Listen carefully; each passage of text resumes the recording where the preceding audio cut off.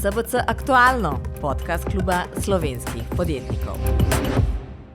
Lepo pozdravljeni ponovno v SBC-jevem podcastu SBC Aktualno. Moje ime je Katarina Matejčič. Danes pa gostim kar 3 doktorje, in sicer sociologinjo, doktorico Milico Antić Gaber, doktorja Mira Cerarja, tudi nekdanjega premierja in ministra, in pa politologa, doktorja Igorja Lukšiča, tudi ministra, pa predsednika SD-ja. Tema pa temu primerna, in sicer dogajanje na slovenskem političnem parketu. Lepo pozdravljeni in dobrodošli. Pozdravljeni. Najprej vprašanje za vas. Najbolj odmevna afera v tem času je zagotovo ta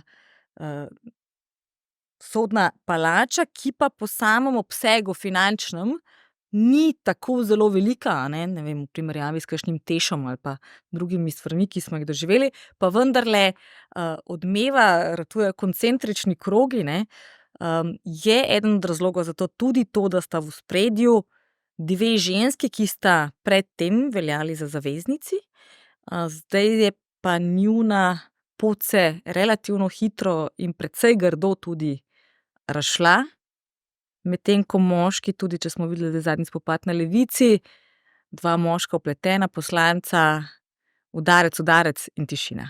Je torej tudi krivda na strani žensk, da je stvar toliko bolj javna, odprta, bučna?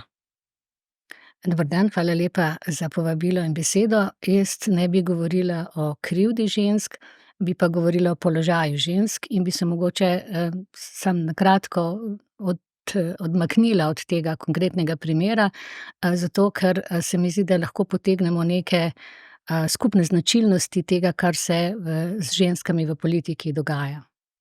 Zato, ker se je zgodilo, je več razlogov.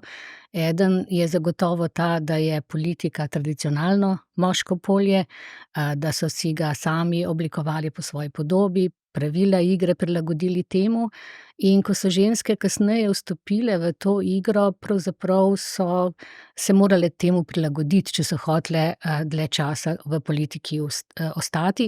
In eden od problemov, ki ste se ga vi dotaknili že v tem vprašanju, je, da ženske praviloma zelo kratek čas ostajajo v politiki v zadnjem času. Nekaj je stalnic, hvala lepa vsem, ki vztrajajo, ampak to je problem slovenske politike. Zakaj do tega prihaja, razen tega splošnega, kar sem povedala, je tudi to, da si ženske same postavljajo zelo visoke kriterije za sam vstop v politiko, zato se že prej ne odločijo za ta korak.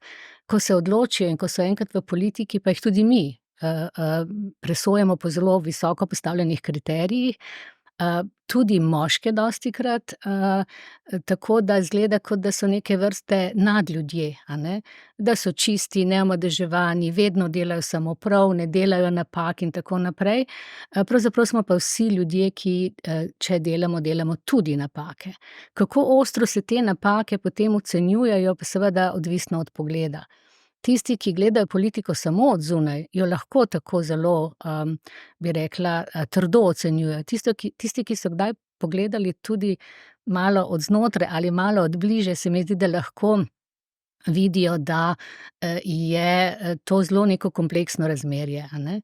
Če se dotaknem še tega vprašanja, kaj je z ženskami v politiki in med ženskami v politiki, bi pa rekla, da me pravzaprav ne razveseljuje to, da kar opažam v zadnjem času, da ni neke solidarnosti med njimi, da vsaj tiste, ki so bile v politiki ali pa so še vedno v politiki, ne vidijo nekih skupnih značilnosti, ki se dogajajo ženskam, prav zaradi tega, ker so ženske. In to bi si želela, da bi bilo tega več, pa tudi, da bi bilo nekaj več refleksije in samorefleksije, za ob takih primerih nekoliko širši pogled. Čisto konkretno v SD-ju pa bi si želela, da bi recimo tudi kakšno izjavo Ženska mreža to zadevno dala in podprla, ker to zna negativno vplivati pravzaprav širše. Celo člani SD-ja so prejšnji teden, ne, ko so se dobili, in tudi včeraj rekli, da ima del stranke neprimeren odnos do žensk, ker je ta spor bil na večjih nivojih, ni bil samo Fajon Švarc-Pipan, ampak je potem eskaliral zelo tudi na nivoju prednik Švarc-Pipan, kjer so se oglasili tudi drugi, da sploh primerjave z slepoto in esmeraldami in podobno ne pridejo v poštev v takih primerih. Potem Nemc nekoliko proti Fajonovi, mandat tudi Han proti Švarc-Pipanovi. V glavnem zelo veliko nekih internih spopadov se je naredilo, kar vsekakor rezultira v zadnji javnomnenjski raziskavi, kjer je rezultat tako rekoč lahko rečemo katastrofičen in SD v tem trenutku sploh ne bi prišel čez parlamentarni prag. Glede na to, da tako zelo dobro poznate SD, ste pričakovali tak odziv oziroma zakaj se je tako zelo javno in naven to počelo in morda ne malo bolj za zaprtimi vrati in da lih ne rabijo vsi volilci tega vedeti? Problem je v tem, da ni zadosti, da poznaš stranko, moral bi poznati tudi prej karakterje teh ljudi.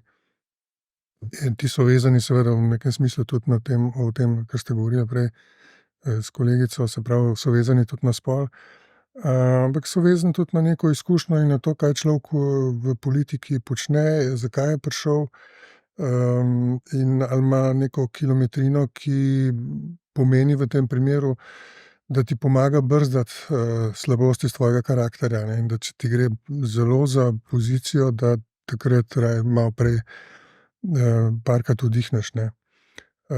In kot vidimo, karieristi in karieristke so v obeh spolih in to je včasih v takih zgodbah zelo moteče. Ampak tisto, kar je pravzaprav nek problem, ki se mi zdi, tudi ga je treba nasloviti, to je reakcija predsednika vlade, ne. Da ta problem, spor med dvema ministricama v vladi Roberta Goloba dobil te razsežnosti, je pravzaprav njegova zasluga, ker ni ugotovil ali pa tudi noče ugotoviti, da gre za njegovo vlado za dve ministrici in od katerih je ena predsednica stranke in na nek način vodi koalicijsko partnerico in druga je pač ministrica, ki mu je lahko bliže in kakorkoli. Skratka, on ni odreagiral, do danes ni odreagiral, tako kot bi moral odreagirati predsednik vlade. Ali se postaviti za ministrico, pa reči, izvolite vi stranka na kakšen drug način reševati zgodbo, pa magari odpreti koalicijsko pogodbo še enkrat, pa se drugače pogovarjati. Ali pa bi rekel, ja, spoštujem koalicijsko pogodbo, v tem primeru se mi zdi, da je to pred drugim in tako naprej. Skratka, on bi moral odreagirati. In če bi rekli zdaj v tem mačističnem žargonu, edina baba v sporu med dvema ženskama je bil predsednik vlade. Zato takoj navezava seveda na vas, bili ste predsednik vlade, tudi SD je bil noter, ni bilo vedno lahko z njimi, pa potem ste bili še v eni vladi, kjer je bil noter SD, pa tudi ni bilo vedno lahko z njimi. Vaša ocena premierjevega delovanja, ker kot je omenil gospod Lukšič, to ni več samo zdaj interni spopad SD-ja, ampak se je to prelilo tudi na spopad SD Gibanje Svoboda, pa že vmes tisto zaušnica, bi lahko rekli, zakonu Stojmenove duh, ko ga niso potrdili. Po vašem mnenju, kako bi vi drugače vlekli poteze? Najprej, če samo na kratko komentiram, kar je bilo povedano. Prvič se strinjam seveda s tem, da ženske še vedno imajo nek drugačen status v politiki, čeprav so formalno enakopravne in tudi nekatere zelo v ospredju, uspešne. Predsednico vlade smo imeli, predsednice strank smo imeli. Predsednico države. Tako države, seveda zdaj tudi v drugih poklicih, v sodstvu, pravosodju sploh. Skratka, ampak seveda te prikrite razlike obstaja, pa vendar. Jaz mislim, da je zelo tudi odvisno od konkretnega političnega ambienta. Ko sem bil jaz predsednik vlade, sem denimo v svoji vladi 4 leta, točno polovico žensk, polovico moških ministrov. Takrat ni bilo takih problemov. Tudi ne med ženskami, celo med moškimi, spol ni igral pravzaprav prave vloge. Bili smo zelo kolegialni in smo se glavno ukvarjali z vsebino. Tako da je tudi stvar neke politične kulture, ki v nekem momentu prevladuje. Ta hip, je ta kultura na nižji ravni, bi se upal reči. Je veliko več skrajnosti v naši družbi, spopadanja, razkola, pa tudi primitivizma, političnega. Druga stvar, v tej zgodbi morda seveda tudi ta vpliv, da ste se spopadli dve ženski, v zgodbi ima seveda nek pomen, pa vendar, jaz mislim, da je stvar tako eskalirala tudi zato, ker je pač ministrica razkrila domnevne nečednosti v lastni stranki in to brez, bi rekel, zavor, ne. To se običajno ne dogaja. Običajno stranke stopijo skupaj, tudi če je bilo kaj narobe, prikrivajo navzven, med seboj notri se dogaja, navzven pa ne. In to je povzročilo toliko večjo, bi rekel, krizo samega SD-ja, pa tudi vlade. Do zdaj takih primerov ni bilo veliko ali pa sploh ne točno takih. Premier je seveda v težavni situaciji, ampak v takih zgodbah je treba res seveda komunicirati zelo jasno. Mene tudi to moti, da ni transparentno, ne na strani ministrice, ne na strani premierja. Ona bo odstopila, pa ni odstopila, pa čaka. On čaka, ali bo sprejel odstop. Glejte, že pri Janezu Janši smo imeli primer ministra, ki je nepreklicno odstopil, pa je potem ostal minister. Zdaj imamo spet primere, ne, v številnih menjavah ministrov dajo izjavo, ne dajo. To je neka politična zmeda. To je mogoče tudi odraz enega sodobnega, dokaj populističnega ambienta, ki se je, jaz bi kar rekel, iz ZDA od Trumpa razširil v Evropo, da lahko danes rečeš tako, jutri drugače, pojutrišnjem vse prekličeš in spet drugače. To vodi družbo, slovensko, evropsko in svetovno, v nek pravzaprav kaotičen odnos v politiki. Ni več nekih standardov, ni tudi več nekega odnosa odgovornosti. No in res je to, ne, da premier bi moral v tem primeru, kar ni težko, kar ni lahko, ne, se v nekaj dnevih, saj ne more takoj, mora malo premisliti, preučiti zadevo, ampak seveda bi se moral zelo jasno postaviti na neka stališča. Tega ne vidimo, on čaka, ne. Predolgo bi rekel, ne, kajti zadeve so dovolj transparentne po vsem tem. Je pa res, da je tukaj tudi ta večni problem. Na eni strani obdržati koalicijo, namreč on potrebuje SD, brez SD-ja bo skoraj da imel manjšinsko vlado, če se še kaj v Levici podre. Se pravi, potrebuje to stranko v vladi, saj ta hip, ne. Po drugi strani seveda mora zagovarjati pravno državo, mora tudi spodbujati vse, da se razišče ta afera, da se ugotovi kazenska odgovornost, karkoli, ker je šlo očitno res za neko korupcijo. Tako da kar res pogrešam, je jasno stališče. Vse je nekako zavito v neko meglo in nenavadno je recimo to, če dovolite, da mogoče nakažem še neko novo temo, ki se bo pojavila. Če bo res sprejel odstop, če bo sploh odstop podan in postal in sam prevzel premier ministrstvo za pravosodje, torej začasno, se bomo znašli v nenavadni situaciji. Tisti, ki je sodnikom obljubil kar nekaj denarja, pa obljube ni izpolnil in jo zdaj vztrajno z vlado ignorira, se bo postavil v vlogo pogajalca. Zdaj morda kdo razmišlja v vladi, da bo to dobro, ker bo morda on pa le rekel, no zdaj vam bomo pa dali končno te plače, torej povišali plače, ampak jaz mislim, da je ta situacija skrajno nenavadna, kajti če gre tle za neko preračunljivo igro, potem to ni primerno, zagotovo ne. Če pa ne gre za to, se bo pa res premier znašel v nenavadni situaciji in tudi sodstvo, kajti soočili se bodo direktno. Nemogoče pričakovati, da bodo mesec, dva čakali na novega ministra, da se bodo pogajanja nadaljevala. Tako da smo še pred zanimivimi dogodki. Ne. Ravno včeraj je prišla ven nova raziskava javnega mnenja, kjer so rezultati malo nenavadni mogoče, a ne. Recimo SD je izgubila ogromno, padla nekajkrat. Na drugi strani je Gibanje Svoboda precej pridobilo, nekaj tudi Levica kljub temu sporu. Hkrati je recimo premier na lestvici popularnosti nekaj malega v oceni pridobil, čeprav je šele na 14. mestu, hkrati pa je ocena delovanja vlade najslabša do zdaj. Ne? To pomeni, da ko ocenjujemo njega posredno, je dobil 3 različne ocene.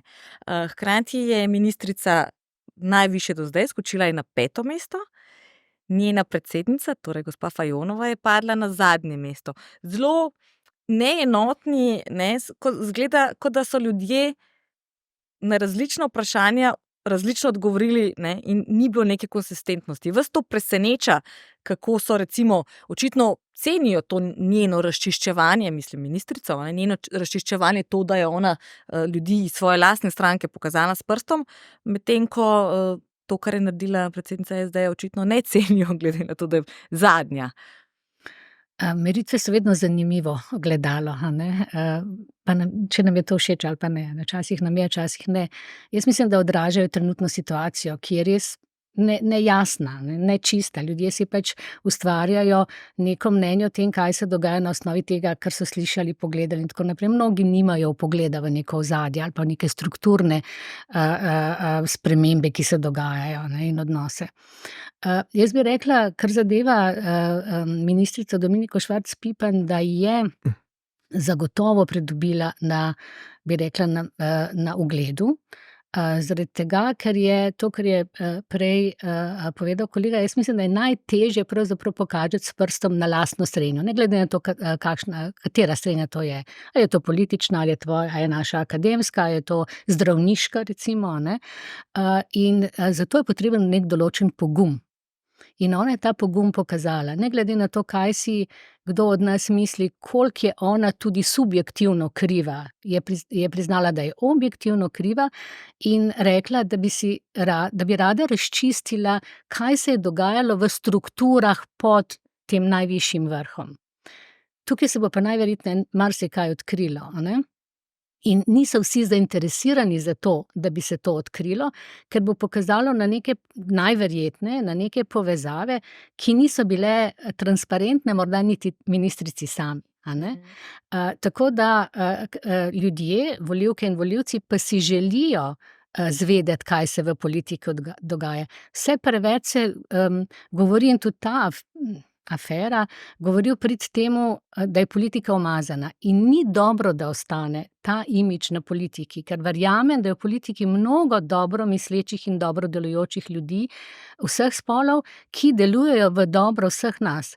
In zato je dobro, da se razčisti, kdo so tisti, ki so delovali proti temu, a ne, skupnemu interesu, za lastno, a ne, za lasten interes. In prav v tej točki ima Dominika Švarc Pipan nek kredit, ki ga je dobila skozi to. Ali ga bo kasneje znala unovčiti, ne vem, ker jo ne poznam dobro. Jaz mislim, da ni ravno tabula rasa, kot skušajo nekateri v javnosti to, danes sem brala nekatere odzive, prodati.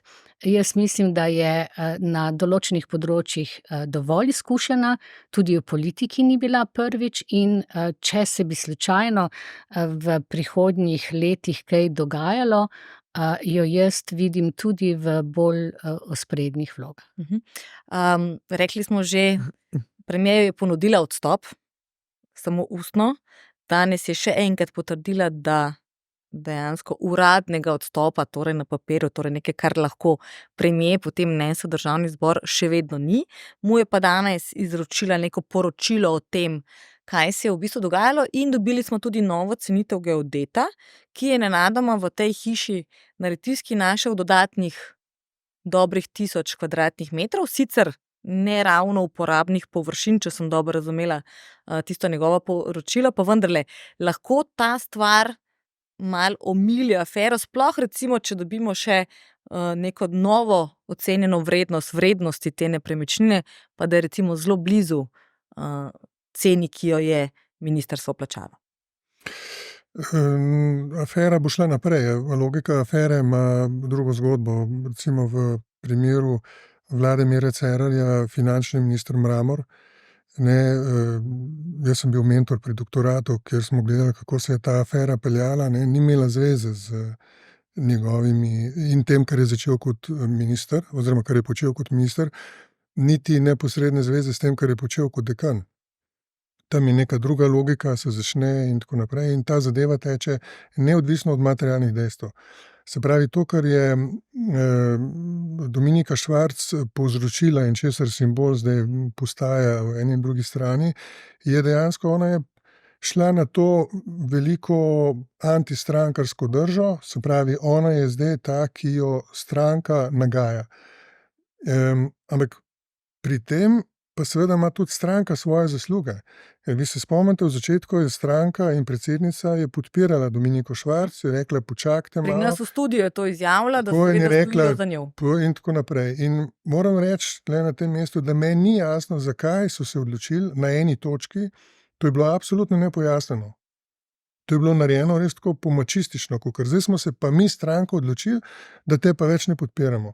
tako je to izgledalo javno. In to enostavno je grdo in to je za javnost, tudi ko sem hodil okrog in sem gledal, kako reagirajo ljudje, ki so zraven, se pravi, ne samo novinarji.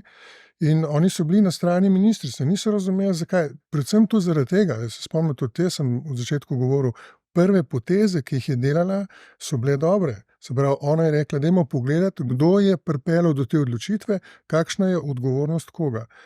In je potem tudi ugotovila, kdo je bil ta, ki je bil odgovoren pod njo, se pravi, tiste je zamenjala, in to je bilo čisto korektno. In ta proces je šel v tem smislu, da bi ona lahko tudi ostala, seveda pa vprašanje objektivne odgovornosti in tako naprej, in ocene predsednika vlade in potem mogoče tudi stranke, ki se je pa tu postavila zelo trdo, ne, in na nek način nerazumno. Tudi zaradi ta pozicija, recimo, o čemer sta z Milico govorila, ne, zakaj je Pipanova nasproti Fajonove dobila oziroma Fajonova izgubila. Ne. Fajonova se to ni dobro obnašala, ne, ker je podpirala kolegico, potem pa kot, zdaj sem pa jaz močnejša, sem predsednica stranke, ti pa ne moreš več biti ministrica. Ne. In tako, recimo, javnost na tej stopni dojema, še zlasti zaradi tega, ker ni imela kritja, Fajonova ni imela kritja v predsedniku vlade. Če bi bila ona dogovorjena s predsednikom vlade, da bo potem on predlagal razrešitev in tako naprej. In na tej ravni pač tečejo te politične odločitve. S tem so v bistvu edinega džokerja porabili, ker rekli so na vse ali nič, oziroma gremo na nož, in ni bilo podpore premierja. Želeli ste nekaj dodati? Jaz bi samo to dodala, da Dominika Švarc Pipan je rekla, da jo je Tanja Fajon na začetku podpirala, to, kar si ti rekel, in tudi jo je. In pravzaprav Dominika Švarc Pipan nima grde besede za Tanjo Fajon, še vedno ne. Obratno pa je. Tako da jaz bi rekla, da ima res neko držo, ki je konstantna. Ona tudi reče, ona ni proti socialdemokraciji, ona je proti nekaterim ljudem v stranki, ki očitno jim je v interesu, da se stvari ne raziščejo. Ne? Tako da tu ona, zaradi tega ona pridobiva. Še vi ste želeli nekaj? Ja, no ne vem, zakaj je bil prvi omenjen minister Mramor iz moje vlade. Tisto, kar se je njemu učitelj, ni bilo nobene povezave z vlado. Ne? To je bila neka čist njegova stvar, še izpred prejšnjih zadev, ki ni nikoli dobila sodnega epiloga. Je pa vprašanje, na katerega ne bomo imeli nikoli odgovora, kaj bi bilo, kako bi ravnala ministrica, če bi jo stranka od prvega hipa naprej podpirala. Ne? In ves čas, ne? Da bi torej rekla, ne ostane na položaju, potem ne vemo, kako bi v tej situaciji odreagirala. Zagotovo v situaciji, ko se vsi obrnejo proti tebi, pa so očitno sami delali nekaj nedopustnega, te pa res razjezi oziroma še dodatno motivira, da kaj ukreneš. Ampak ne glede na to, se strinjam, da je prav, da ministrica stori vse, kar more in da se pa zadeve razkrijejo. Tudi z čist pravnega vidika, ne? Bilo je veliko različnih mnenj, ali je dobro, da ona noter ostaja in kot pravi, zdaj sama razčiščuje, kaj se je zgodilo, kdaj, kdo je telefone zamenjal, na kateri dan, kdo je podpisal kaj, kdo je prišel na obisk in podobno. Čist pravnega vidika je to dobro, da to počne ona, bi bilo bolje, da se umakne, bi to lahko hkrati pomenilo, da bi se stvari dejansko pod preprogo pometle, malo je njena vpletenost lahko tudi nehvaležna v tem trenutku. Ja, večina nas le verjame, da je ministrica ima tu poštene namene. Dejstvo pa je, da v takih primerih, ko gre potem tudi za sume kaznivih dejanj, ki jih je dostikrat zelo težko dokazati, ker je treba imeti materialne dokaze, priče, morda še kaj, je nujno, da angažiraš seveda pristojne organe. Kajti, če si sam podpisal neko pogodbo, sodeloval pri poslu, si na nek način del tega okuženega sadu ali drevesa, kot rečemo v prispodobi, in je zelo pomembno, da se iz tega izloči. Seveda moraš odpreti vrata kriminalistom, odpreti na stežaj. In če je ministrica to počela zdaj, da je pristojnim organom odpirala vrata, zahtevala od uslužbencev, da vse materiale predložijo, sama pa stala ob strani, se omikala, potem je velika možnost, da bo s tem pomagala preiskavi. Če pa je storila kaj takega, da se je morda preveč vpletla notri, pa lahko, da bo pri dokazovanju kasneje problem, kajti seveda lahko je kdo očita motiviranost, celo soudeležbo, in v tem primeru je stvar res na trhlih temeljih in moram reči, da res si želim, no, da bi ministrica tudi kot pravnica ravnala v tem primeru prav, da se ne bi preveč involvirala in na ta način morda diskreditirala neke možne dokaze. Zaenkrat je odstopil nepreklicno generalni tajnik. Začele so krožiti tudi zgodbe o njem, njegovi družini, njegovem premoženju, kjer lahko še kaj pride in se mogoče izkaže, da kaj pa morda celo ni bilo.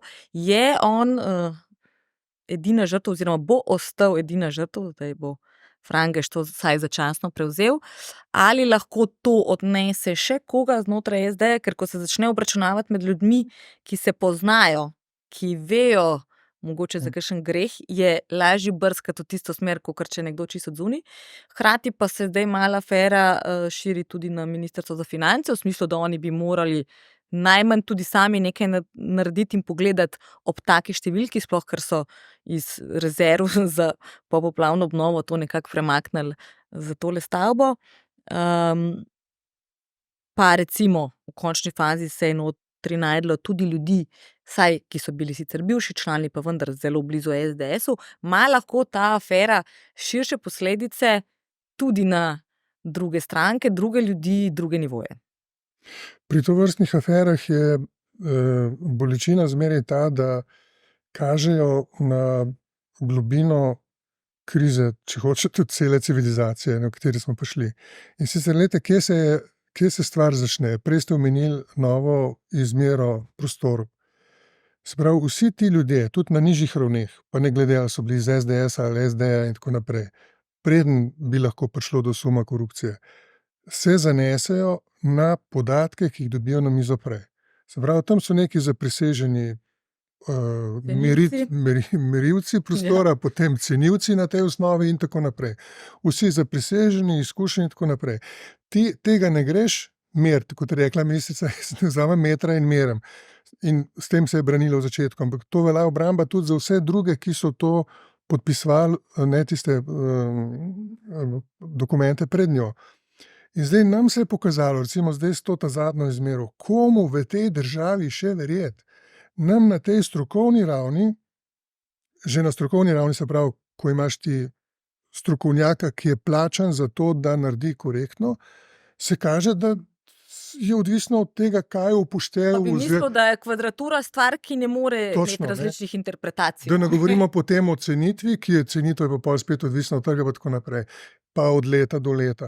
In zdaj vsi ti ljudje, ki dobijo to na mizo, pa recimo tudi iz lastnih izkušenj govoriš, ti, ker ne moreš vsega sam narediti, to govorim tudi zaradi tega, veste, ker dostikrat so govorili in so ministrici učitali, če bi pa vi to zase delali ali bi. To je druga zgodba. Ti tega ne moreš in imaš za to sistem narejen. No in nam je zdaj pod vprašaj postavljen cel ta sistem teh ljudi, ki bi morali korektno, pa tu še nobene politike ni, še nobene strankarske pripadnosti, ampak samo korektna strokovno upravljeno delo. No in tu se nam sistem ruši. In to je pravzaprav zame največja groza stvari. Ker potem, ko ti naprej greš, pol se vključi recimo tudi kakšna strankarska pripadnost, pa medstrankarske povezave, pa še kakšen, ki bi rad pri tem zaslužil in tako naprej. Ampak če mi teh osnovnih stvari nimamo poštimanih, in kar se izkazuje, da nimamo, potem je kriza bistveno globlja kot samo to, da gre za kakšno mogoče korupcijo ali pa nesposobnost strankarskih vrhov. Bi tle nekaj dodal, dve stvari. Prva ta, da 7 milijonov, malo več ali manj, je velik znesek, ne glede na to, da so bile afere dostikrat povezane še z večjimi.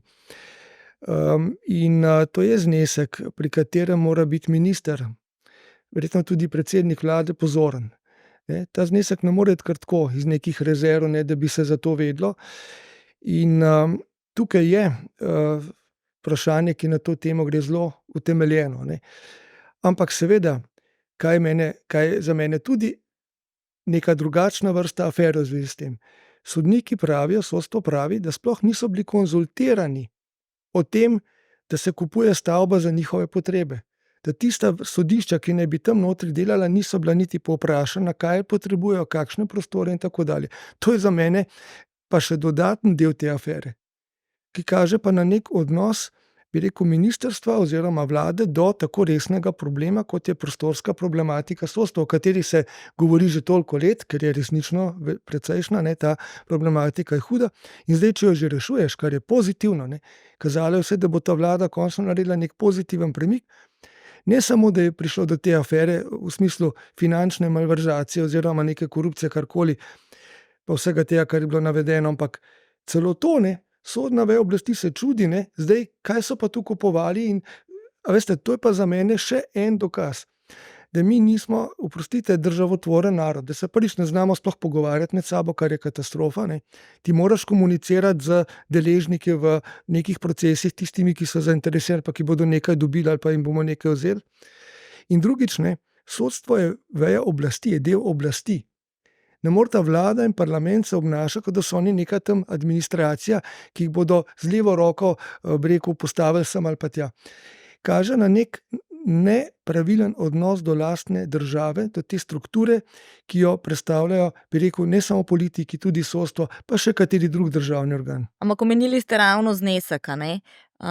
Tudi opozicija, predvsem Janez Janša, je rekel, to je znesek, kjer bi kot prvo finančni minister mogel vedeti več in kot drugo, ne bi tega denarja moral prenakazati in plačati v enem dnevu, če ne bi s tem seznanil premierja, torej bi mogel tudi premier vedeti več. Z vašega pogleda, vaše izkušnje, ste za nekaj, kar je vredno, koliko je šlo iz rezerve, 6,2 milijona, nekaj takega? Vse, kar je šlo iz rezerve, mi je moral minister povedati. Seveda, poglejte, ne gre samo za to, da ti mora predsedniku vlade to povedati, preden kaj naredi. Rezerva je rezerva, zato moraš biti zelo previden. To so sredstva, ki so namenjena za hude čase. Še nekaj drugega. V mojem času, ne, ko sem bil, je bila finančna kriza, ni bilo tako, kot zdaj. Ko ne velja ali pa ni veljalo fiskalno pravilo in so denar kar dajali na vse konce, kar nas bo seveda to slabo gospodarjenje še drago stalo v prihodnje. Ampak takrat nismo imeli niti denarja. Se spomnim, mi smo se za 500.000, za nekaj 100.000 evrov včasih dneve in dneve prepirali.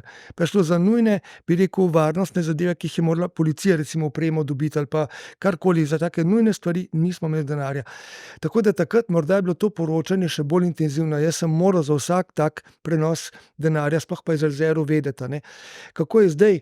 Verjetno je malo drugo obdobje, ko se z denarjem bolj po domače, oprostite temu, razpolagam. Lahko to tudi dokažem na razne načine. Se to vsi strokovnjaki in fiskalni svet ugotavljajo. Ampak seveda res je, da tukaj tudi predsednik vlade mora imeti na tem nadzor. Je to zdaj problem, da mu finančni minister ni povedal, ali mu je, pa so morda tudi oni tako zaupali ministrci ali karkoli, ampak gre, kot ponavljam, gre za veliko investicijo in za sodno vejo oblasti in zato je vse skupaj z tega vidika še bolj vprašljivo, ne. Očitno je bilo veliko nekega zaupanja, ne? Ministrica je zaupala vsem svojim podrejenim, ta na nivoju direkt pod njo je zaupal tistemu spode in tako naprej, a ne?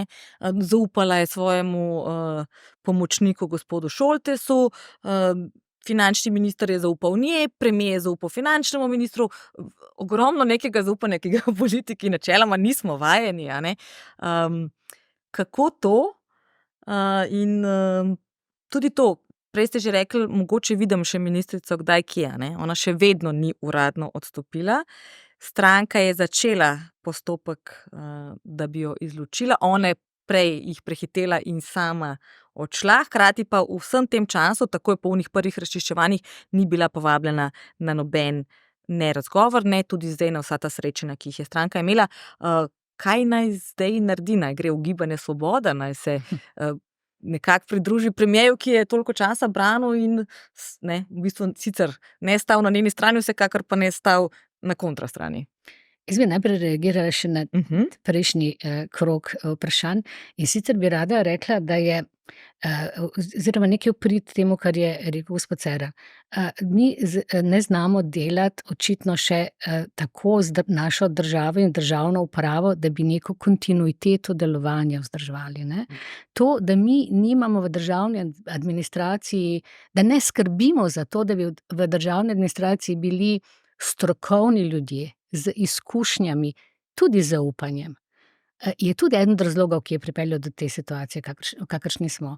Mi običajno, ko neka garnitura odide, pometemo, ne samo čisto pri vrhu v ministrstvih, ampak če se malo pohecam, do snažilk, ne. In to ni dobro, ker mi nimamo takega bazena strokovnih ljudi, politologov, sociologov, pravnic, pravnikov in tako naprej, da bi nadomestile a ne, te ljudi, ki odhajajo skupaj z neko politično garnituro. Tu bi morali res skrbeti za to, da so ti ljudje strokovni. Tega pa ne delamo in ko neka garnitura politična odhaja, parkira, kot rečejo, a ne, tiste zveste kadre. Tam in potem v službo nekam. seveda potem ti vprašanje, komu, če tudi strokovni niso, so samo politični, komu zares služijo. In jaz verjamem, če so ministrici rekli, da so ji dali, ker ona res ni imela zaledja, a ne, političnega, strankarskega, tudi ne bi rekla nekih socialnih omrežij, ker je predolgo živela v tujini, a ne, je morala zaupati stranki in je na tem gradila, da ji bo stranka res dala neke kadre, res je, da je bila prej tudi na ministrstvu, Ja. ampak ne glede na to, a ne, zaupaš, da ti bodo dali Sta res rekla, take- ogromno nekega zaupanja je bilo tule. Ja, in z zaupanjem ni nič narobe. Jaz mislim, da ni nič narobe. Se težko delaš z nekom, če mu ne zaupaš. Seveda moraš najprej imeti tudi neke strokovne podlage, ali pa on mora izkazovati, ali je ona neko strokovnost, da potem na podlagi tega tudi ti zaupaš. Tako da to je eden od pomembnih razlogov, da ne znamo delati tako, da bi tukaj bila neka kontinuiteta. Drugo, kar ste me vprašali, je pa, kaj se bo zgodilo zdaj zaupanje je porušeno, a ne, na vse strani. Ne, v stranki, med, ne vem, somišljeniki in tako naprej. In zaupanje je zelo težko izgubiti, pa zelo lahko izgubiti, pa zelo težko izgraditi, ne. Kaj se bo tukaj zgodilo, je veliko vprašanje. Glede na to, da je ministrica Švarc Pipan, ker je še vedno ministrica, je zelo strokovna oseba, saj jaz jo tako ocenjujem, ima na svojem profesionalnem področju tak CV, ki bi ga si marsikdo zaželel. Jaz se za njeno usodo ne bojim. Vprašanje pa je, ali mi kot država nismo z njo izgubili neko osebo, ki bi lahko v tej državi in tej politiki dala več. Ampak bi vi zdaj v tem trenutku na njenem mestu ostali v politiki in iskali kakšno drugo primerno pozicijo? Ker vmes se je že omenjalo, da kako je stranka obljubljala, da bojo ji preko župana Jankovića poskušali najti službo v UEFI. Eden od poslancev SD je celo pred kamero rekel, ja, če se le da zrihtamo službo, zakaj pa ne, človeku je treba pomagati. Tako da očitno nekih možnosti je več, ampak očitno bo mogla to pomoč, če jo rabi. Sicer je rekla, z mojim CV-jem jaz pomoči ne rabim, pa vendarle očitno bom ta pomoč, kakršnakoli že bo, morala priti od nekje drugje. Vam bom odgovorila iz izkušenj pri raziskovanju žensk v politiki. Prvič, tisto, kar smo ugotovili v raziskavah, ki sem jih kar nekaj časa delala, je, da ženske torej politiko hitro izstopijo in da tudi, če se želijo vrniti v svoj profesionalni krog, imajo pri tem težave. Veliko bolj pogosto se zgodi to, da strankarski krogi poskrbijo za kolega, ki je. Zakaj? Zaradi tega, ker že prej gradijo svojo politično kariero, od študentskih let naprej, recimo, ne. Medtem ko pri ženskah tega ni. Ali pa zelo redko, a ne. In tudi pri Švarc Pipan je tako. Ona ni gradila svoje politične kariere, je gradila svojo profesionalno kariero.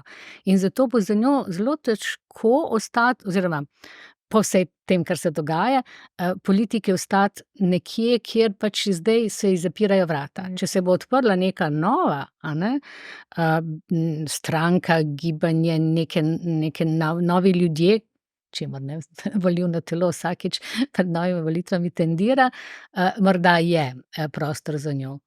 Ampak to je bolj vprašanje za njo kot za mene. Kaj pa to vse skupaj pomeni za SD kot stranko, ne?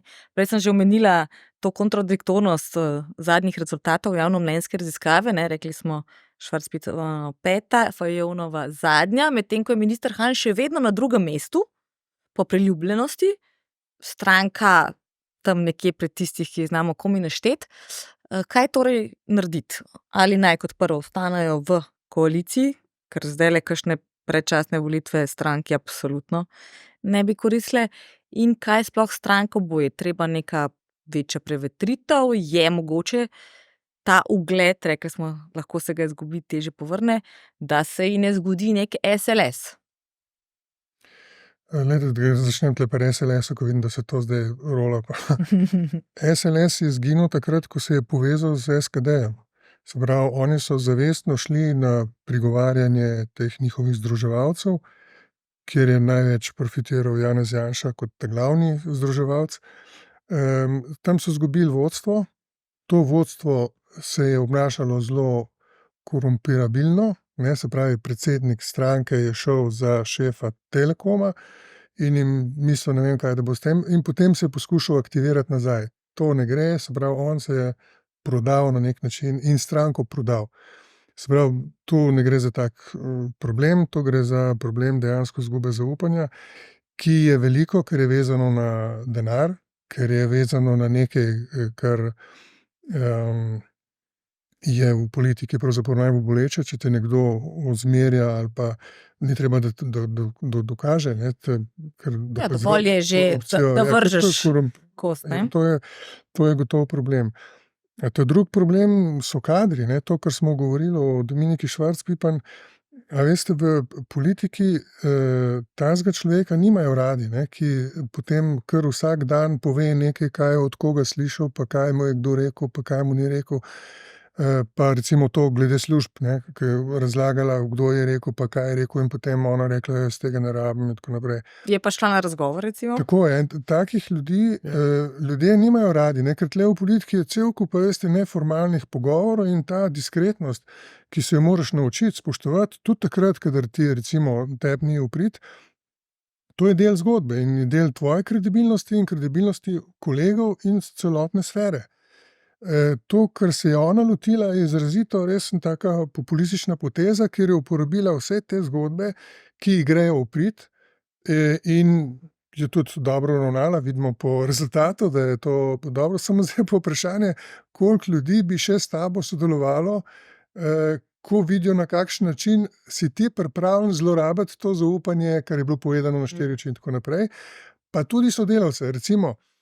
Jaz sem tudi bil v tej situaciji, ko imaš ti kakor zlorabo kolega, oziroma se odkrije, da nekdo v sistemu nekaj zamočil, ti si to podpisal, in je zdaj vprašanje, kaj boš naredil. Se pravi, ena varianta je, da rečeš, lejte, ta pa ta so narobe naredili in jaz sem pa čist. V politiki jaz nikoli ne bi tega naredil, on bi rekel, jaz sem to kriv. Če bi videl, da so res lumpje in z nekim naklepom, potem bi opozoril tega, ki bo prišel za mano, poglej, s tem pa s tem se ne da, zaradi tega, ker so pač taki čudaki. Ampak ne bi šel recimo klevetati, ali pa izdajati niti nadrejenih, niti podrejenih. Tam se je treba enostavno umakniti. Seveda je to težko, ni kar tako. To moraš imeti neko kilometrino, da na tak način ravnaš. Ne rečem, da je to edino pravilno, vidimo, ljudje se različno obnašamo v političnem prostoru, ampak s tem dolgoročno si narediš težavo. Tako da takega človeka imeti za sodelavca, ki začne kar tako govoriti, recimo pa se spomnim, enkrat je rekla, ja, kolega, državni sekretar, se mi več ne javlja na telefon. Ja, seveda se ne boš javljal, če veš, da tisti, ki si ti je javil včeraj, je že danes interpretacija tega pogovora v javnosti, se pravi, se tako ne dela. Ampak očitno je bila ona tako zelo prizadeta, oziroma se ji je zdelo, da se je zgodila krivica, ker kot zdaj kaže, dejansko nekaterih stvari ni vedela in so jo. Vse na človeški ravni je to In čisto je njo razumljivo. osebno, sploh, ker je imela še družinsko tragedijo, je Ja. očitno vse to skupaj tako prizadelo, da je enostavno dala, kot ste rekli, ne najbolj pametno za politični prostor, oziroma za katerkoli, vse ven, a ne. Tudi Ja. tisto, kar ne je bilo izrečeno, Ne, saj- v zaupanju, Zdaj, če nočeči. rečemo, tudi njej uprit, ne, potem, ko je, ona je začela potem govoriti o teh zadevah, ko je bila potisnjena čisto v kot, ko so se ji odpovedali, ne. Tako da to je tudi neka normalna situacija, recimo, če gledamo čisto človeško. Ampak se pravi, tle je bilo cel kup enih potez, ki so bile narejene in ko so se ljudje začeli, to pa je ena poteza mogoče, ki je, o čemer je tudi kolega Cerar prej govoril, ne, ki se malo spreminja, recimo v 10 letih. Da se mi zdi, da so zdaj v politiki bolj ljudje, ki mislijo samo na lastne kariere, ali pa bistveno bolj, kot se je mislilo še pred 10 let nazaj, kot je bilo to takrat. Ne. Se pravi, da ko pride do krize, vsak najprej pogleda, kako se bo rešil. In prva reakcija je, da pokažeš, ne, da nisi del situacije, ne. Da si ti nekdo drug, da s tem pravzaprav nimaš nič. In ok, to do neke točke lahko gre, ampak pol, ko se vsi začnejo na ta način reševati, ne, recimo, ker Potem pa dokler, pride ogromno ker veste, stvari kje je ven. bil problem, po moje? Ne? Po moje je bil problem ocena stranke ali pa tistega dela stranke, ki misli iti na evropske volitve, da to njim škodi. Ne, stranka podpira ministrico, da jim razčistijo, da jim videti, predsednik vlade podpira, potem pa na eni točki eni ljudje ugotovijo, da to njim škodi, ko bo šli na volitve. In oni izsilijo od stranke stališče, da se treba od nje distancirati. In se to naredi tako na hitro in nerazumno, glede na to, kar so prej govorili vsi akteri, da je to šok.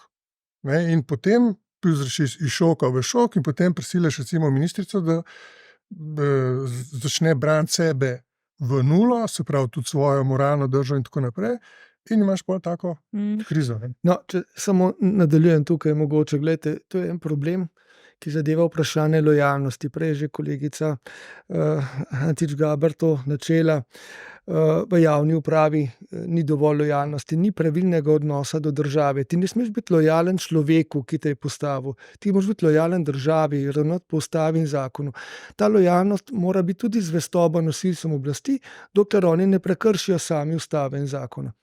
No in seveda nekdo, ki izkaže veliko nelojalnost, in ministrica je do lastne stranke, seveda je bila res v kot pritisnjena.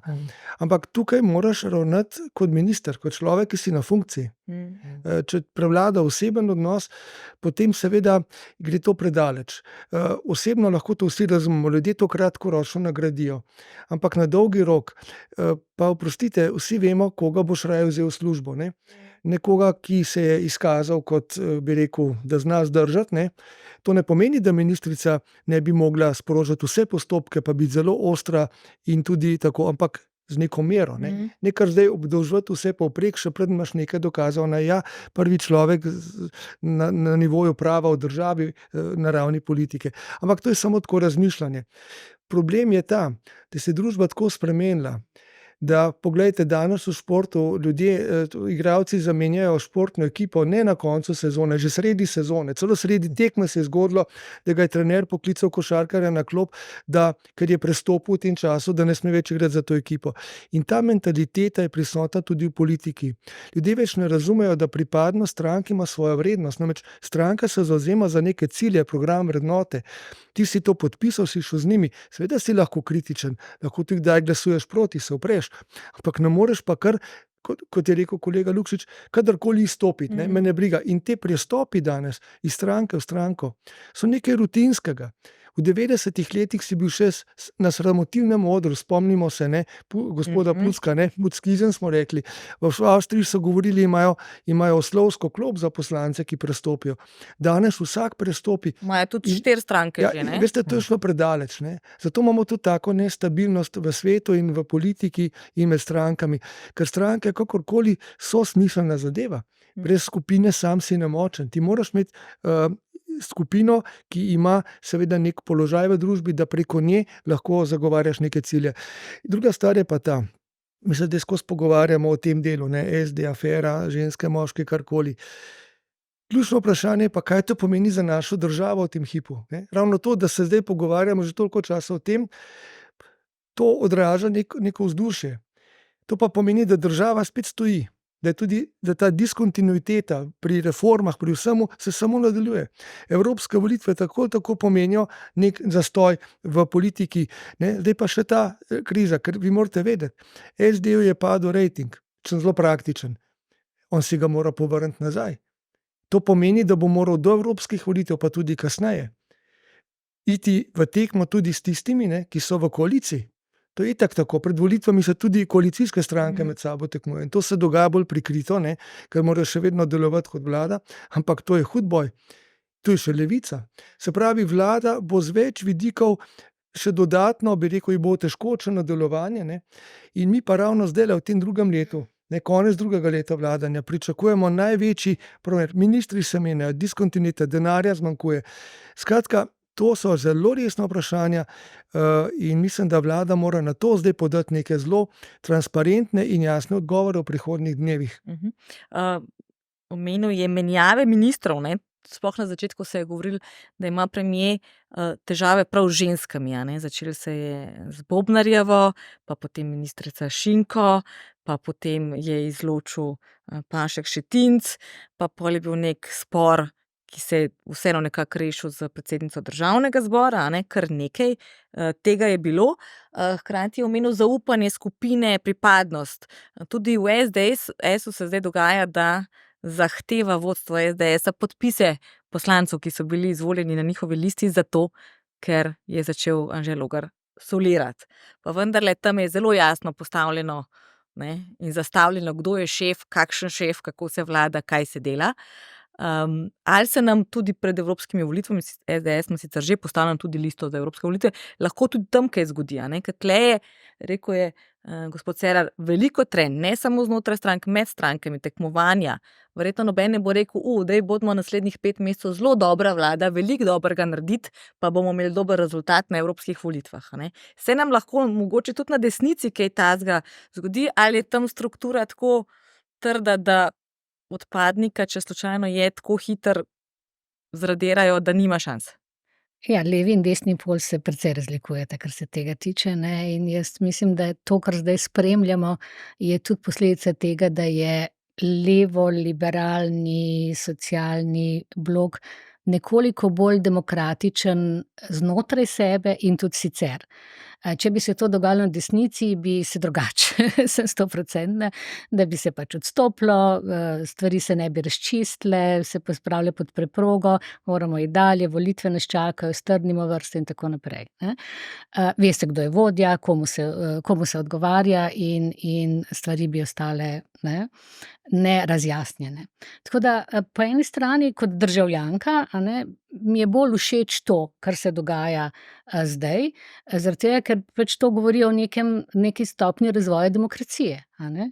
Po drugi strani pa seveda se strinjam s kolegom Cerarjem in opažam še nekaj drugega, a ne. Naši politiki in tudi političarke zelo hitro, bom grdo rekla, letijo pred kamere. Razlagati vse, kar je pač treba in ni treba razložiti, a ne. To ni tip politike, ki je meni všeč, ne.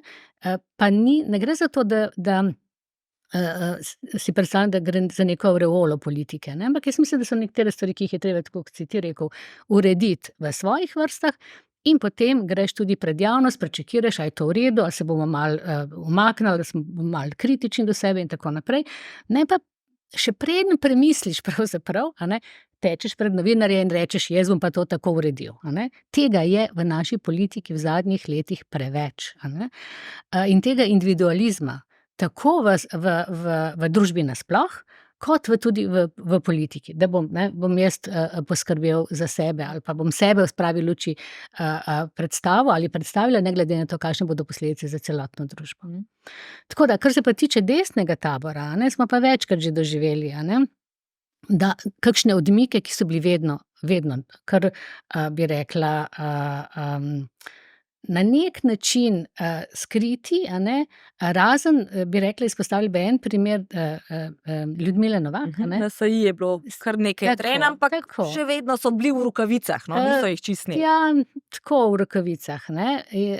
Ona je svojo politično kariero v Sloveniji zaradi tega, a ne, zaključila in se je usmerila v evropske volitve, kajti Evropa je daleč, a ne, njo bomo tukaj pač na nek način izolirali, ne bo moteča, ker je seveda moteča, ker je bila preveč kritična do Janeza Janše. In tu se vidi tudi to sodelovanje med NSI-jem in SDS-em. Vprašanje, kaj bo zdaj z njo zato na listi NSI-ja za evropske Čakam. volitve, a ne? Ja, To je čakam, kaj se bo to zgodilo. izloči, čeprav sem gledala zadnji kongres stranke, ko so delali kolegi iz Pop TV anketa, vsi vprašani člani so bili za to, vsaj takrat, to je že par mesecev nazaj, da je ona nosilka liste, a ne. Seveda pa se lahko to spremeni, ker tam pol stranke želi v Bruselj. Ljudmila Novak ni političarka spektra, ki ga jaz recimo volim, ki je meni blizu, ampak je pa tip političarke, ki jo je treba na desni podpirati. Ker je veliko bolj liberalna, ker je veliko bolj demokratična, ker ima neke standarde postavljene v politiki, ne, in mislim, da bi stranka z njo zagotovo pridobila, če bi jo tudi še imela. Vprašanje pa je, kakšni so odnosi med SDS in NSI. Kar zadeva Logarja, pa jaz mislim, da gre tukaj precej za dogovorne stvari, a ne, na desnici, in da bo to nek obvod, a ne, ki nastaja, se pa ve, v kater tabor sodi, ne. Kaj zdaj so opcije oziroma scenariji? Se nam recimo lahko zgodi Pahorjeva vlada leta 2011, ko so se začeli izstopi strank, se nam lahko zgodi Cerarjeva vlada, odstop, s čimer je bilo konec pogajanj z javnim sektorjem, ne. V tem trenutku je vlada zelo v pat položaju, a Jaz ne. sem odstopil tik pred volitvami. Ja, To je ampak nek- s tem je bilo konec tudi pogajanj. Svi se Ja, recimo seveda. takrat rekel, mi več nimamo sogovornika, nimamo več s kom. V Ja. tem trenutku ravno zato, ker so vlade se vsake malo po svoje menile, z vsakim sindikatom malo posebej, katerikoli vzamejo, tudi če vzamejo sodnike kljub ustavni odločitvi, a ne, bojo vsi ostali šli na ulice, kar pomeni, da oni zdaj imajo najdlje v zgodovini Slovenije trajajočo zdravniško stavko, ki jo je težko rešiti, ne da ti vse ostale razburš, a ne. Kar pomeni, da če zdaj odstopijo, če ne drugega, se tega rešijo, je pa res, da glede na to, da smo v drugem letu in tudi ene obljubljene reforme ni bilo in nismo videli še niti obrisa nobene, a ne, ima pa ta koalicija zelo malo za pokazati. Se ji torej splača iti prej na volitve, kakšen odstop, ali vztraja do konca? Janez Janša je napovedal, da bodo predčasne volitve prihodnje leto spomladi. Janez Janša je znan po tem, da napoveduje predčasne volitve, zmeraj, kadar on ne zmaga, včasih že na dan razglasitve rezultatov, ne, volitev. In pol zdaj je malo kasneje začel s tem.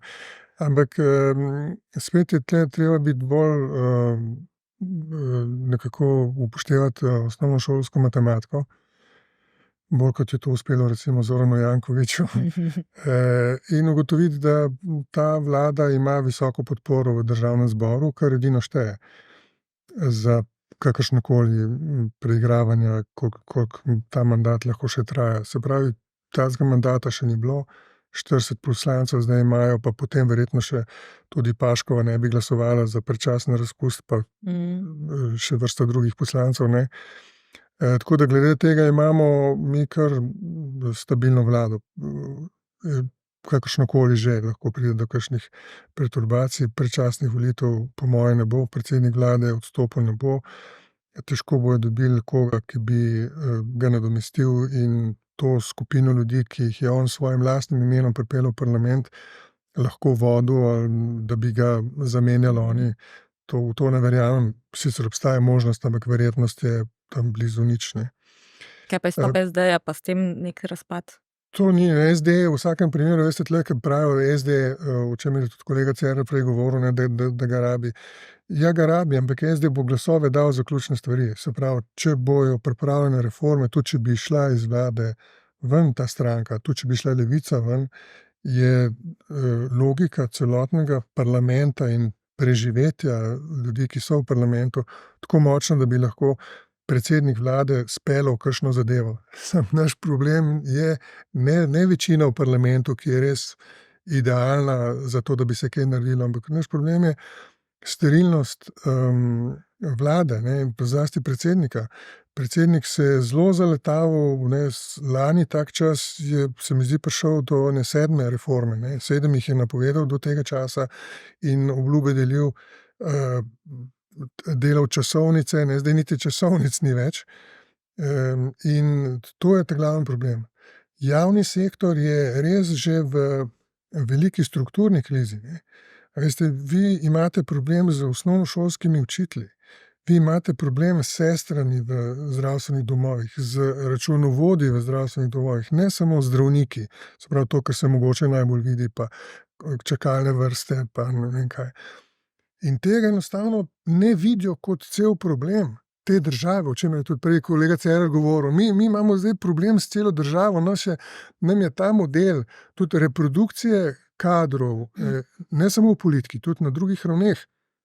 Prej sta kolega govorila, ne kolegica, kolega, o javni upravi. Mi enostavno nimamo tako narejeno javno upravo, da bi starejši in bo izkušeni šolali mlajše. Ti se ne moreš tega naučiti v šoli, ti moraš tam videti, kako se dela, vsak problem je malo specifičen, ampak ti moraš imeti to neko izkušnjo, da lahko to teče naprej država. In to smo enostavno pozabili. Mi smo se ujeli v tem, kar je kolegica Antič Gaber prej rekla, ta individualizem. Ljudje so postavljeni v sisteme in furajo svoje kariere. In če nekomu zapaše, recimo jaz imam eno doktorsko kandidatko, ki je rekla, jaz ne bi več bila učiteljica v osnovni šoli, jaz bi zdaj naredila doktorat in bi šla nekam drugam. Ne? In se pravi, ljudje so nagnjeni k tem lastni karieri, seveda nič narobe, dokler tega ne začnejo početi vsi oziroma prevelika količina. Pol ni nobenega, ki bi držal sistem in prenašal znanje, ki je pomembno za funkcioniranje cele države in družbe na mlajše. In to se nam zdaj dogaja. No, in ti problemi imajo izvor v enem drugem problemu, ne, ki ni bil sicer problem, ampak je seveda potem prerasel problem. Namreč v tem, da je ta koalicija vladna temeljila zgolj na enem pravzaprav glavnem razlogu, ne, premagati Janeza Janšo. Ona še zdaj funkcionira na nek način v tej smeri. Namreč, zakaj ta koalicija verjetno ne more kar tako pasti? Zaradi tega, ker ko pa se vpraša, potem pa pride spet gospod Janša na oblast, je pa konec. Tukaj pa spet anti-Janša sentiment tako prevlada, da ni važno, se kaj dela dobro, slabo, samo da ni njega. In to je za Slovenijo porazno. Že to, da gre z motivom, samo to, da boš enega spravil, in to res potem se seveda tudi vrača. Potem pridemo do tega, kar je kolegica Antič Gaber povedala, da se stalno igramo ta ping-pong iz ene skrajnosti v drugo. Ne? To je za državo pa res že zelo uničujoče, vidimo. Ne? In to mentaliteto bi bilo treba spremeniti, kako zdaj potem, ko tudi ta vlada pravzaprav marsikdaj ravna v skrajnih pozicijah, ne, iz skrajnih pozicij, je zelo težko. Dejstvo je, da tudi če bi bila manjšinska, bi verjetno nekaj časa obstala, zato ker desnica ne more formirati druge vlade, ta anti-Janša sentiment je pa tako zelo močan. Ne.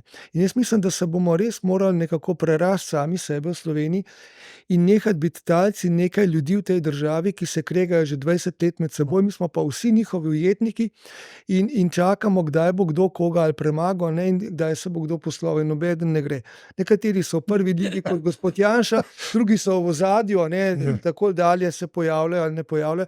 Ne, veste, to je res zelo resen problem za Slovenijo. In ljudje se tega premalo zavedajo. Mi pač ljudje reagirajo na medije, na to, kar se poroča. Ne.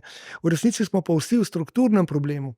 To se pravi, dolgoročno je sistem postavljen tako, da ni finančno vzdržen, da ni vzdržen po teh human resourcih, no, po človeških virih, da ni vzdržen v nobenem smislu. In to postaja pa zdaj že resna težava. In zato pod vprašanje, ali je ta vlada v tem trenutku sploh kompetenten sogovornik z vsemi pogajalskimi skupinami sindikatov na drugi strani? Zdravniki imajo zelo velike apetite, a ne? Naš proračun že samo njihovih plač ne zmore, kaj šele sodniških, tožilskih, upravne enote stavkajo, zdaj je napovedala stavko številka oziroma tisti, ki delajo na številki 112. Torej, ali je vlada sploh še kompetenten sogovornik v tej tej poziciji, imamo tudi odsotnost zdravstvene ministrice, kar ji vsi očitajo, in ali je tako zelo skregana in da se ukvarja sama sebe sploh sposobna karkoli izpeljati. Gospod Lukšič je rekel, velike obljube, točni datumi na dan, natančno smo imeli datume. Je kaj od tega v tem trenutku možno rešiti? Torej, ali zapreti stvari s sindikati, ali narediti kakšno reformo, seveda še boljš pa oboje skupaj, v končni fazi bo treba pred volitvami, ne glede na to, kdaj bo, nekaj pokazati. Glejte, ni nemogoče. Vlada ima škarje in platno, še vedno marsikaj v rokah in je seveda še vedno ključen sogovornik, ampak seveda problem je to izguba zaupanja v vlado. To zelo slabi nosilce, ministre, predsednika in tako dalje. Tukaj se potem seveda apetiti tistih, ki se pogajajo, povečajo, ker vedo, da zdaj jih držijo v šahu, ker je vlada šibka, ker nima podpore v javnem mnenju in podobno. Ampak zdravniki tudi ne, a ne? Ja, in seveda tudi, ampak a veste, no, sem že rekel, zdravniška stavka običajno poteka tako, to sem se tudi sam naučil, to so mi povedali. Prvi teden so vsi proti zdravnikom, ker pretiravajo v določene smeri, drugi teden še morda, tretji teden so pa že vsi proti vladi, ker jih samo še to zanima, da bo zdravstvo delovalo. Naredite že nekaj, vlada, vi ste odgovorni in tako dalje. Skratka, zdravniki imajo silno moč v tem svojem položaju. Ne, saj vsi spoštujemo zaradi številnih, zaradi znanja, dela, vsega tega, ampak seveda pa težko to spoštovanje ohraniti, ne, ob nekaterih resnično pretiranih zahtevah, glede na to, kaj se z družbo kot celoto dogaja. Niso oni edini, ki imajo težave, pa še te niso ravno pri zdravnikih včasih tako hude kot pri nekaterih drugih. Se pravi, neko razumevanje za širšo družbo moramo tudi od njih pričakovati, ne. Ampak glejte, zdajle je vse malce ponorelo zaradi teh obljub, zaradi tega, kako bi rekel, stanja, kakršnega imamo, in to je zdaj treba nemudoma spraviti v red. Postaviti ministre v vrsto, se zmeniti, kaj bo kdo naredil, interno si postaviti neke roke, nadzore in tako dalje in potem iti v akcijo. Ne pa se zdajle zgubljati v tem, ker zdaj ni več toliko časa za premislek, zdaj pa je že čas za akcijo, ne. Ena ministrica je nekako na odhodu, ne vemo točno, kako se bo to končalo, druga je interpelirana, SDS napoveduje interpelacijo celotne vlade, razčiščevanja še kar trajajo. Kaj to pomeni za evropske volitve? Tokrat bo Slovenija dobila še enega poslanca več. Pomeni precej manjšo udeležbo, recimo, sploh volilci na levem polu, ko so razočarani nad tistimi, ne, če ne gre zdaj za strogo anti-Janša moment in pri evropskih volitvah ne gre, ne, potem, ko nimajo neke resne alternative, rajš ne grejo, ne. Desni volilci so bistveno bolj zvesti, bolj vejo, tudi če ni nekoga na listi, vejo, za koga volijo. Levi so bolj plašni, ne, ko jih nekaj prestraši, ko jim nekaj ni všeč, enostavno pridejo. Bo zato slaba udeležba in bo torej desnica zmagala? Ja, zna biti, da v tej konstelaciji bi desnica lahko dobila celo 5 poslancev, pa ta levo-sredinski recimo 4, koliko zdaj jih je 9. Ne. Se pravi, bo to poraz za levo opcijo in to bo spet ošibitev vladne strani, o tem, če je kolega Cerar govoril. Drugače pa kakšnih večjih konsekvenc niti te volitve, niti ta rezultat na pozicijo Slovenije, ki je marginalna v Evropi, ne bo imelo. Tisto, kar je res naš problem, je, da nimamo ideje, kaj bi s to državo naredili, ne. Potem bi bilo zelo pomembno, kakšen tip poslancev mi pošiljamo v Evropsko unijo. Zdaj pa smo se že naučili, da to pravzaprav popolnoma vseeno, ker Nemčija je tako močna, ali pa recimo tudi predsednica komisije, da brez posvetovanj daje neke izjave ali podpore temu, kar je recimo stališče Nemčije ali pa njeno celo osebno stališče glede strateških pozicioniranj Evropske unije, ne. Tako da to, kar se zdaj dogaja v Evropski uniji, je zelo neprijazno do Slovenije. Hkrati pa imamo tule ene strukture na oblasti, ki jih ne zanima diagnosticiranje resnosti problema, ne. Ker mi se tule nismo zdaj pogovarjali o Kitajski in tako naprej, na kakšen način to prodira v naše Naša življenja. naša življenja, ne. In tle enostavno ta vlada ne aktivira zadosti intelektualnega potenciala.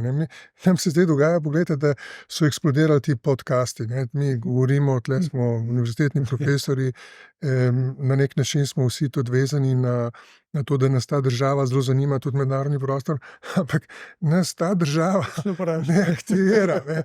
Ne aktivira, nas aktivira recimo prostor, mi lahko tle prosto govorimo, ampak Vprašanje, kaj bo od tega, ja, če ne, bo pa, kakšen učitelj. niti strankarski prostor, niti nič. Mislim, ne, in to je naš problem, da ne znamo aktivirati to malo intelektualnega potenciala in izkušenj, ki ga imamo nakopičenega. Ne. Ampak dejstvo je, da ne reče, pametni ljudje se ugibajo politike, a ne, tako da Ja, to lahko zmeri rečem. ali pa grejo, pa pridejo tudi hitro ven, a ne. Ja. Ja. A lahko reagiram še malo nazaj, ne, v zvezi s pogajanji in s različnimi sektorji. Jaz mislim, da se vlada ne bi smela pogajati z enim sektorjem posebej ali pa z vsakim sektorjem posebej. Vsi smo tukaj v istem žaklju, kot se temu reče. Ne.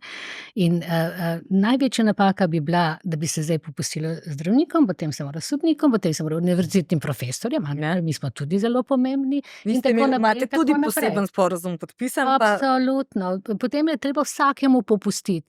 Treba je soočiti, to, tako kot je rekel kolega Cerar, mi smo vsi skupaj tukaj in odvisni od te države, oziroma ustvarjamo to državo. In se moramo videti, seveda morajo biti neka razmerja, ampak zdaj so zelo porušena ta razmerja. In to, kar bi zdravniki dosegli, še poslabša celotno situacijo. To gre čez vse normalne meje. Tako da mogoče bi se morali sindikati med sabo vsest, pa jim vlada reče, vi se spogajate, pa da zdaj vidimo, kaj bo bodo še dosegli težje mogoče. šolski učitelji, pa kaj To bo še- zdravniki, pa Ne, kaj. ampak vsekakor bi pa morali ministri sodelovati. A ne. Minister je odgovoren tudi za financiranje v lastnem polju. Ne samo za politiko vsebinsko, ampak tudi za finančno plat. Ne.